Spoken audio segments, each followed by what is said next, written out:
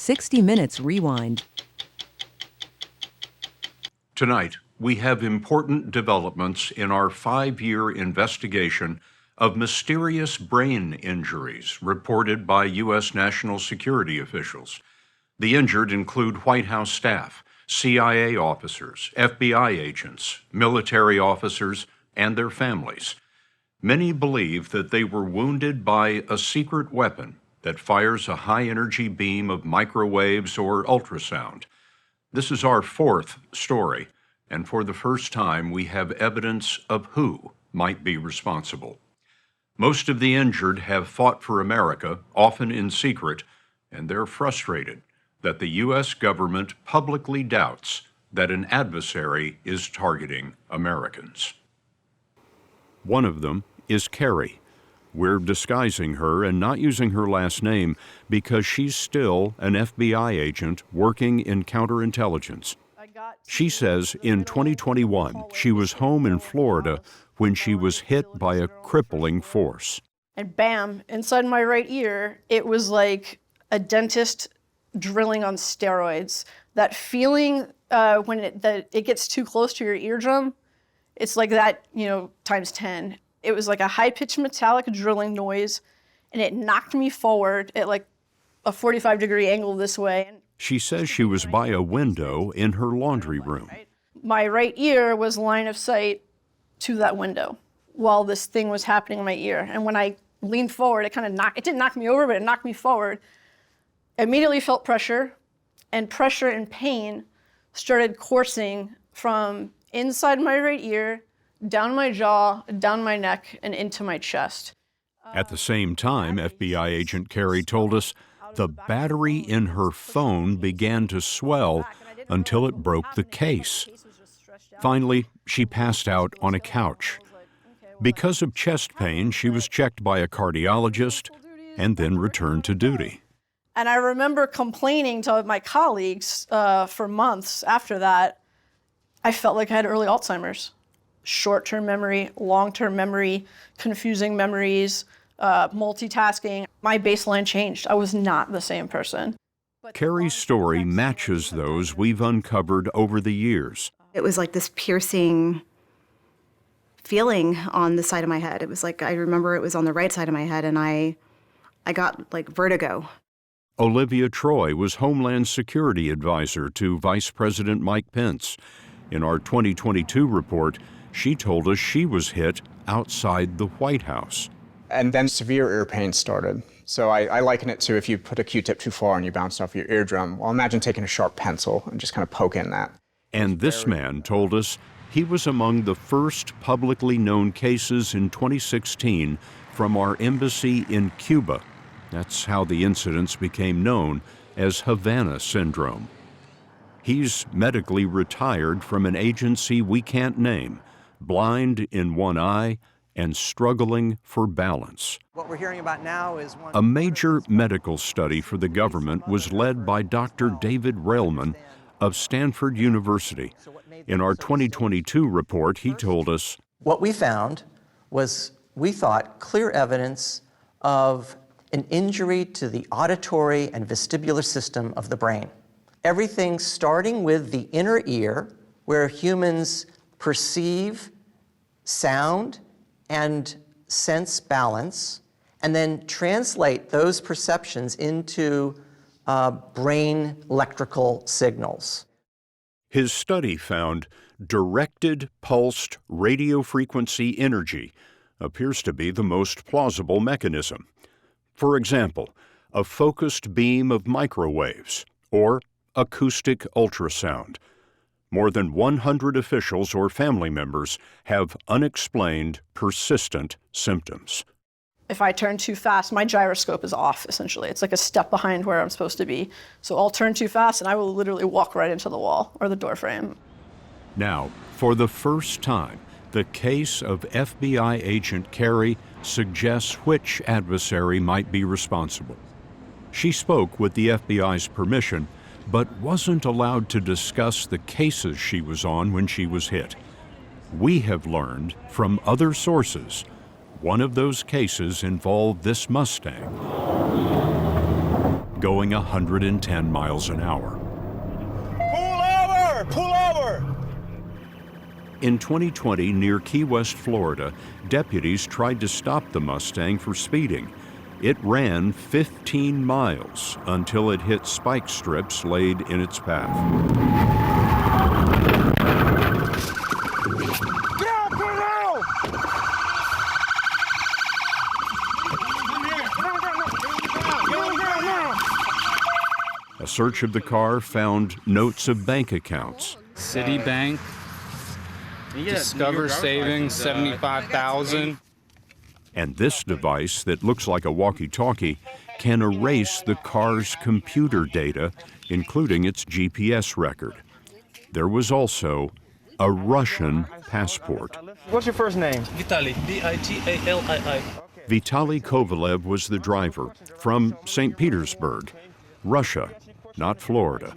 Why did you run? Let me be honest with me. I don't know. You don't know why you ran? I don't know. And we don't know why he ran. But what we learned suggests he was a Russian spy. What we see here is Vitaly Kovalev fitting exactly this formula. Christo Grozev is a journalist legendary for unmasking Russian plots. In 2020, he uncovered the names of the Russian secret agents who poisoned Vladimir Putin's rival, Alexei Navalny. Grozev is lead investigator for our collaborator on this story, The Insider, a magazine by Russian exiles. We asked him to trace Vitaly Kovalev. He studied in a military institute. He studied radio electronics with a particular focus on use within the military of microelectronics. He had all the technology know-how that would be required for somebody to be assisting an operation that requires high technology. And then all of a sudden, after working for 2 years in a military institute, he up and decides to become a chef. Kovalev immigrated to the U.S. and worked as a chef in New York and Washington, D.C., even appearing at Far Left in a TV cooking segment. Traditional Russian recipes, thanks to our wonderful chef. But Kovalev was actually a Russian military electrical engineer with a top-secret security clearance. Can someone like Kovalev simply decide to drop all of that and become a chef? It is not an easy job to just leave that behind. Once you're in the military and you've been trained and the Ministry of Defense has invested in you, you remain at their beck and call for the rest of your life. We don't know what Kovalev was up to, but our sources say over months he spent 80 hours being interviewed by FBI agent Kerry, who had investigated multiple Russian spies. Kovalev pled guilty to evading police and reckless driving. He was sentenced to 30 months. While he was in jail, Kerry says she was hit in Florida, and a year later when she awoke to the same symptoms in the middle of the night in California. It felt like I was stuck in this state of like disorientation, not able to function, like, what is happening, and my whole body was pulsing. Mark Zaid is Kerry's attorney. He has a security clearance and for decades has represented Americans working in national security.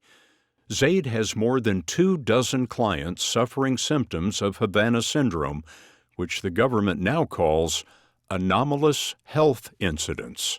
I have CIA and State Department clients as well who believe they've been impacted domestically. There are dozens of CIA cases that have happened domestically, that is at least believed. And we're not even just talking about physical manifestation. We're talking about evidence of computer issues in the midst of the incident, where computer screens just literally stop working or go flicker on and off. Do you know whether there are other FBI agents who have also suffered from these anomalous health incidents? There are other FBI agents and personnel, not just agents, analysts. I represent one other FBI person who was impacted in Miami. And I also know of FBI personnel who believe they were hit overseas in the last decade. Were any of these members of the FBI counterintelligence people in addition to Kerry? The one thread that I know of with the FBI personnel that is common among most, if not all, of my clients, other than the family members connected to the employee, was they were all doing something relating to Russia. Vitaly Kovalev served his time and in 2022 went back to Russia, ignoring American warnings that he was in danger because he'd spent so much time with the FBI. Christo Grozev found this death certificate from last year, which says Kovalev was killed at the front in Ukraine. Do you think Kovalev was sent to Ukraine as a punishment? One theory is that he was sent there in order for him to be disposed of. Is Kovalev really dead, or is this another cover story? That is a very good question, and we actually worked on both hypotheses for a while. I do believe at this point that he was dead. We're dealing with energy weapons. It's not going anywhere. Look how effective it's been. It's next generation weaponry, and unfortunately, it's been refined on some of us, and we're the test subjects. U.S. intelligence says publicly there is no credible evidence that an adversary is inflicting brain injuries on national security officials. And yet, more than 100 Americans have symptoms that scientists say could be caused by a beam of microwaves or acoustic ultrasound. The Pentagon launched an investigation run by a recently retired Army Lieutenant Colonel. Greg Edgreen has never spoken publicly until now. Are we being attacked? My personal opinion, yes. By whom? Russia. Greg Edgreen ran the investigation for the Defense Intelligence Agency. He would not discuss classified information, but he described his team's work from 2021 to 2023. We were collecting a large body of data ranging from signals intelligence, human intelligence, open source reporting, anything regarding the internet, travel records, financial records, you name it. Unfortunately, I can't get into specifics based on the classification, but I can tell you at a very early stage, I started to focus on Moscow. Can you tell me about the patterns you began to see? One of the things I started to notice was the caliber of our officer that was being impacted. This wasn't happening to our worst or our middle range officers. This was happening to our top 5, 10% performing officers across the Defense Intelligence Agency. And consistently, there was a Russia nexus. There was some angle where they had worked against Russia, focused on Russia, and done extremely well. What has been the impact on American national security? The impact has been that the intelligence officers and our diplomats working abroad are being removed from their posts with traumatic brain injuries. They're being neutralized.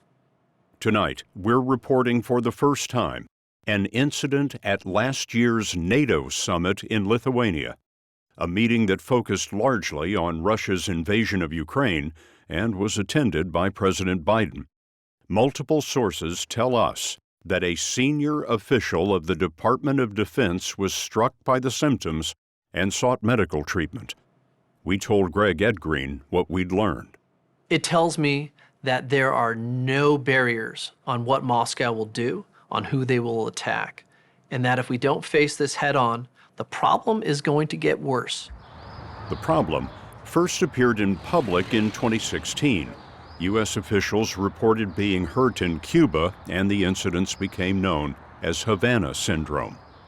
But we have learned it started 2 years earlier, when at least 4 Americans reported symptoms in Frankfurt, Germany. There is also evidence of what could be revenge attacks. For example, in 2014, 3 CIA officers were stationed in Ukraine, Vladimir Putin's obsession. 2014 was the year that a popular revolt overthrew Putin's preferred leader. Later, those CIA officers went on to other assignments and reported being hit, one in Uzbekistan, one in Vietnam, and the third officer's family was hit in London. If it is Russia, investigative reporter Christo Grozev believes he knows who's involved. In 2018, Grozev was the first to discover the existence of a top-secret Russian intelligence unit which goes by a number, 29155. These are people who are trained to be versatile assassins and sabotage operators. They're trained in counter-surveillance, they're trained in explosives, they're trained in using poison and technology equipment to actually inflict pain or damage to the targets. Grozev works with our collaborators on this report, a magazine called The Insider and Germany's Der Spiegel. He has a long track record uncovering Russian documents, and Grozev says he found one that may link 29155 to a directed energy weapon. And when I saw it, I literally had tears in my eyes because it was spelling out what they had been doing. It's a piece of accounting. An officer of 29155 received a bonus for work on, quote, potential capabilities of non-lethal acoustic weapons, which told us that this particular unit had been engaged with somewhere, somehow, empirical tests of a directed energy unit. There it is. There it is. Written down in black and white. It's the closest to a receipt you can have for this. We've also found that Russia's 29155 may have been present in Tbilisi, Georgia, when Americans reported incidents there. Do you believe that you were attacked? Absolutely. She asked us to withhold her name for her safety. She is the wife of a Justice Department official who was with the embassy in Tbilisi. She's a nurse with a PhD in anesthesiology. On October 7, 2021, she says that she was in her laundry room when she was blindsided by a sound. As I'm reaching into the dryer, I am completely consumed by a piercing sound that I can only describe as when you listen to a movie and the main character is also consumed by the sound after a bomb goes off. That is similar to the sound that I heard, and it just pierced my ears, came in my left side, felt like it came through the window into my left ear. I immediately felt fullness in my head and just a piercing headache. And when I realized that I needed to get out of the laundry room, I left the room and went into our bedroom next door and projectile vomited in our bathroom. We have learned that hers was the second incident that week. Sources tell us earlier in the neighborhood, a U.S. official, their spouse, and child were hit. We have also learned of a phone call that was intercepted nearby. A man says in Russian, "Is it supposed to have blinking green lights?" And, "Should I leave it on all night?" We have no idea what he was talking about, but the next day, the incidents began. Sources tell us that an investigation centered on this Russian, Albert Averyanov. His name, on travel manifests and phone records, appears alongside known members of Unit 29155. He is also the son of the commander. He was groomed to become a member of the unit since he was 16. His number is in the phone books of all members of the unit. Clearly, he's more than just the son of the boss. He's a colleague of these people.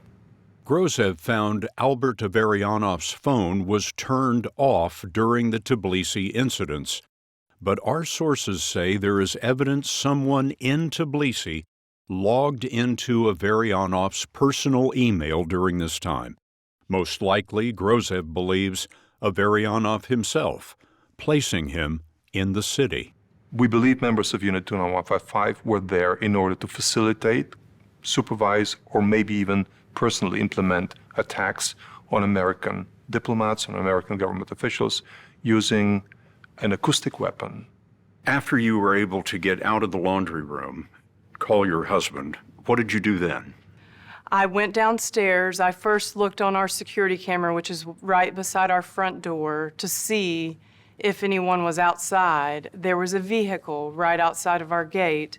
I took a photo of that vehicle and noticed that it was not a vehicle that I recognized, and I went outside. Did you see anyone around the vehicle? I did. We sent you a photograph of Albert Averianov, and this is the picture that we sent you. You did. And I wonder if that looks anything like the man you saw outside your home. It absolutely does. And when I received this photo, I had a visceral reaction. It made me feel sick. I cannot absolutely say for certainty that it is this man, but I can tell you that even to this day, looking at him makes me feel that same visceral reaction, and I can absolutely say that this looks like the man that I saw in the street. This 40-year-old wife and mother is among the most severely injured people we have met. My headaches and brain fog continued. Later on into that weekend, I started having trouble walking down the stairs, specifically at night. I had trouble finding the steps to get down the stairs. So my coordination and vestibular system started just really falling apart. She was medically evacuated, and now doctors say she has holes in her inner ear canals, the vestibular system that creates the sense of balance. 2 surgeries put metal plates in her skull. Another surgery is likely. It's devastating. It's absolutely devastating. Despite experiences like hers, the Office of the Director of National Intelligence said last year it's very unlikely a foreign adversary is responsible. But the DNI also acknowledged that some intelligence agencies had only low or moderate confidence in that assessment. This month, the National Institutes of Health reported results of brain scans. NIH said there's no evidence of physical damage. But the medical science of so-called anomalous health incidents remains vigorously debated.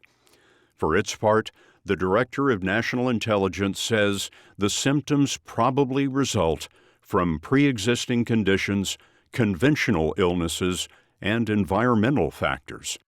Attorney Mark Zaid represents more than 24 AHI clients. What do you make of the intelligence community assessment? So, I've had access to classified information relating to AHI. I can't reveal it. I wouldn't reveal it. I will tell you that I don't believe it to be the entire story, and I know of information that undermines or contradicts what they are saying publicly. Are you saying that the government wants to cover this up? There is, in my view, without a doubt, evidence of a cover-up. Now, some of that cover-up is not necessarily that, oh, we found a weapon and we don't want anybody to know about it. What I've seen more so is we see lines of inquiry that would take us potentially to answers we don't want to have to deal with. So we're not going to explore any of those avenues. You know, if my mother had seen what I saw, she would say it's the Russians, stupid. Greg Edgreen, who ran the military investigation, told us he had the Pentagon's support. But in the Trump and Biden administrations, he says, the bar for proof was set impossibly high. I think it was set so high because we did not, as a country and a government, want to face some very hard truths. And what are those? Can we secure America? Are these massive counterintelligence failures? Can we protect American soil and our people on American soil? Are we being attacked And if we're being attacked, is that an act of war? After what he learned in his classified investigation, Greg Ed Green retired from the Army to start a company to help the victims. He hopes to channel government contracts into treatment programs. As with all spy stories, much is classified and what remains is circumstantial. None of the witnesses tonight wanted to speak. Some fear for their families, but all felt compelled to shine a light on what they see as a war of shadows, a war America may not be winning. If this is what we've seen with the hundreds of cases of anomalous health incidents, I can assure you that this has become probably Putin's biggest victory. In his own mind, this has been Russia's biggest victory against the West. In terms of the long term, would you consider this to be life-altering? Absolutely life-altering for our whole family.